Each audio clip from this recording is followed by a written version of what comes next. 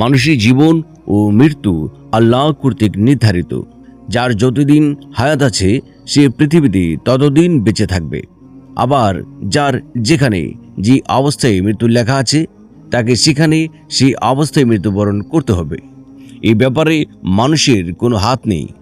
কিন্তু পৃথিবীতে কোনো কোনো সময় মানুষের এমন অবস্থায় মৃত্যু ঘটে যা বিবেকবান সকলের হৃদয়কে ক্ষত বিক্ষত করে দেয়। আমরা সাগরকুলের মানুষ। বিভিন্ন ঘাত প্রতিঘাত ও প্রতিকূলতা সহ্য করেই আমাদের বেঁচে থাকা, বিপদ মাথায় নিয়েই আমাদের পথ চলা। আমাদের বিপদ মুহূর্তের একটি হৃদয় বেদারক সত্য ঘটনা এখানে উল্লেখ করা হলো। আমি তখন যুবক ছিলাম। একদিন দেখি আকাশে খুবই মেঘ। ভাবলাম ঝড় হতে পারে। পরিবারের সবাইকে হুঁশিয়ার করে দিলাম। সবাই বাইরে দাঁড়িয়ে আছে। হঠাৎ দেখি সাগরের দিক থেকে বিরাট জলোচ্ছ্বাস ৩৫ থেকে ৪০ ফুটের বেশি উঁচু হয়ে ধেয়ে আসছে আমাদের দিকে। তখন ভাবলাম আর বাঁচার উপায় নেই। সবাইকে জুড়ে আঁকড়ে ধরেছিলাম। ৭ থেকে ৮ বছরের একটি ছেলে আমার কাঁধে ছিল। পানি এত জোরে এসে ধাক্কা দিল যে ছেলেটি ছাড়া আর সবাই হারিয়ে গেল। তখন আমরা অনেক পানির নিচে। পানি আমাদেরকে অনেক দূরে নিয়ে গেছে। যখন পানির উপর উঠলাম তখন কোথাও কোনো ঠাঁই নেই। কোথাও কোনো গাছ বা উঁচু কিছু দেখতে পাচ্ছিলাম না। ছেলেটি তখনও কাঁধে গলা ধরে আছে। ওকে বললাম, বাবা, তুমি দু হাতে আমাকে শক্ত করে জড়িয়ে ধরো, ছেড়ো না যেন, তাহলে ডুবে যাবে। ছেলেটি কাঁদছে আর বলছে, আব্বা, তুমি আমাকে ফেলে দিও না, তাহলে আমি কিন্তু ডুবে যাব। তখন আবারও ঢেউ চলছে 2 থেকে 3 ফুট উঁচু হয়ে। আমরা সেই ঢেউয়ে ডুবে যাচ্ছি। পানি খেয়ে আবারও উপরে উঠেছি। ছেলেকে কাঁধে নিয়ে আধা ঘন্টার মতো খুব কষ্টে সাঁতার কেটে বেঁচে আছি। কোথাও কোনো ঠাঁই দেখা যাচ্ছে না। তখন ভাবছি আর বোধহয় বাঁচতে পারবো না। জীবন যায় যায় অবস্থা। মনে মনে ভাবছিলাম, ছেলেটা যদি গলা ছেড়ে ডুবে যেত তাহলে হয়তো নিজে বাঁচতাম। পরে কষ্ট সহ্য করতে না পেরে বলে দিলাম, তুই আমার গলা ছেড়ে দে। ছেলে তখন কেঁদে ফেলল আর কাঁদতে কাঁদতে বলল, আব্বা, তুমি আমাকে ছেড়ে দিও না, আমি কিন্তু ডুবে যাব।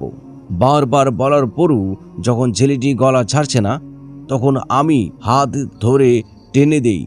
ছেলে আরও জোরে কাঁদছে এবং কি জোরে গলা জড়িয়ে ধরে আছে। আমরা দুজনেই কেউ মরতে চায় না, আবার কেউ বাঁচতেও পারছি না। এমন পরিস্থিতিতে আপনি আপনার সন্তানকে নিয়ে একটু কল্পনা করুন তো কেমন লাগে। এটা ছিল মৃত্যুর পূর্বের ভয়াবহ অবস্থা। ছেলের কান্নাতে আমার আর মায়া হলো না। আমি ওর হাত টেনে কামড়িয়ে দিলে সে আমার গলা ছেড়ে দেয়। সাথে সাথে ছেলেটি ডুবে যায়, পানির অনেক নিচে চলে যায়। তখন মনে মনে ভাবলাম, বেঁচে গেছি আমি।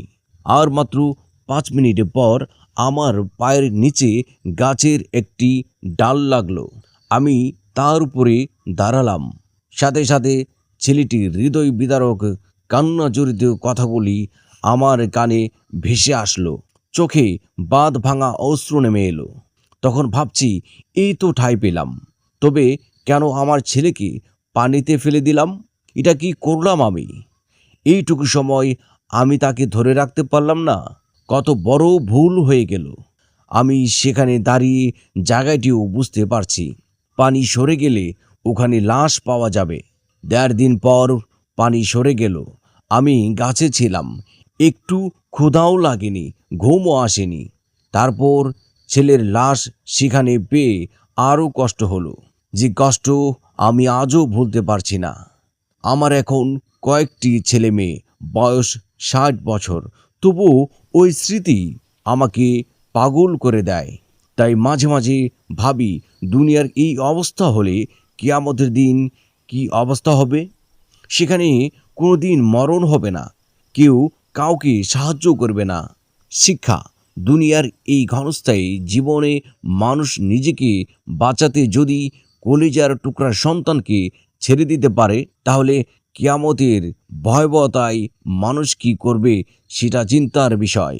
যে দিবসের বিবরণ দিতে গিয়ে মহান আল্লাহ বলেন, যেদিন ওই বিকট ধ্বনি আসবে সেদিন মানুষ পলায়ন করবে, নিজের ভাই হতে, তার নিজের মাতা হতে, পিতা হতে, তার স্ত্রী ও তার সন্তান হতে। সেদিন তাদের প্রত্যেকেই একই চিন্তায় থাকবে।